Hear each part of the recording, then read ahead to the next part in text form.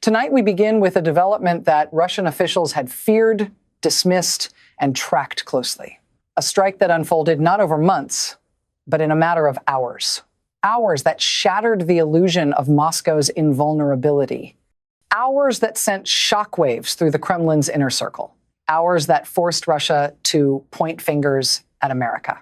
What Ukraine did today crossed a line that Russian authorities had hoped would hold, and when that line broke, Moscow did not hesitate. They responded with fury, accusations, and a demand for accountability.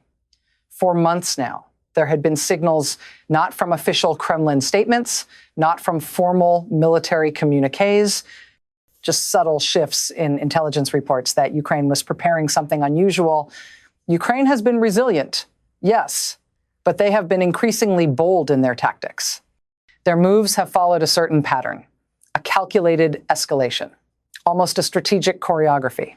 But what set off alarm bells in Moscow this week was that the usual chatter, the predictable drone of reconnaissance and countermeasures, went silent. Military analysts who monitor Eastern European conflict zones know the indicators.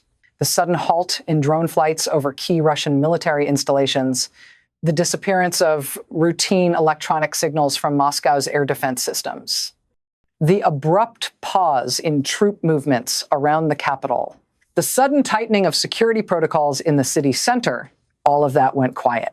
And whenever Ukraine goes quiet, it means something is about to get loud.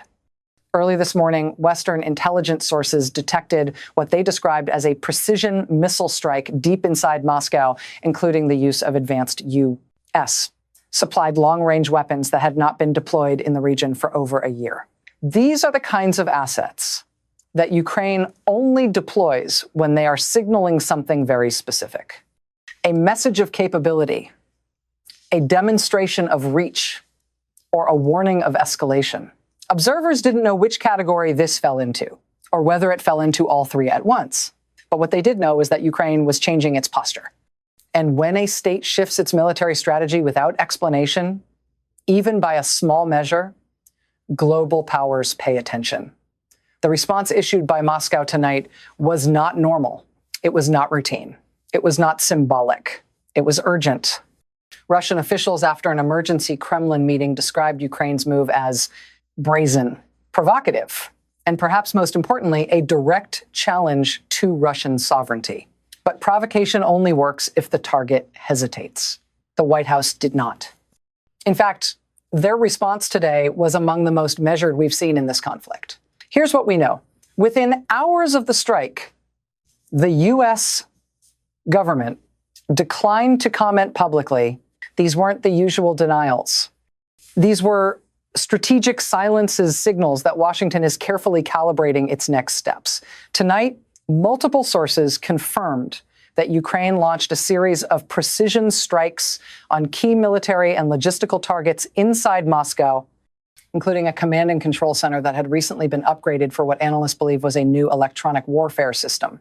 Ukraine struck before Russia could fully mobilize its air defenses.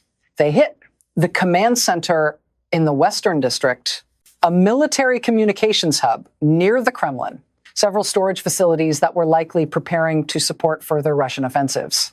In other words, Ukraine targeted the nerve centers of Moscow's military operations, the electronic warfare component that would have made these systems operational.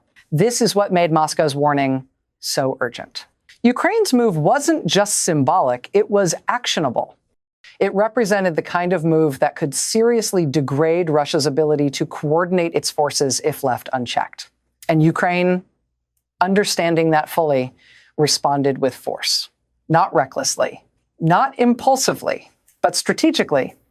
They didn't strike civilian areas. They didn't target diplomatic buildings. They hit military infrastructure, the right targets. And here's where the story becomes even more intense. Western analysts now believe that Ukraine's latest move was designed to test the resilience of Russia's air defenses after months of attrition. Ukraine wanted to see whether Russia would respond with a weak counterstrike, but instead, the opposite happened. Russia didn't retaliate with small-scale artillery or cyber attacks. They launched a barrage of accusations against the United States that was so forceful, so public, that even Kyiv noticed. You don't get Moscow's attention easily. But today, Ukraine did. Military analysts speaking with international media under anonymity described Ukraine's shift as a game changer, a way to demonstrate that they can strike at the heart of Russia's power. But the White House proved today that they remain both cautious and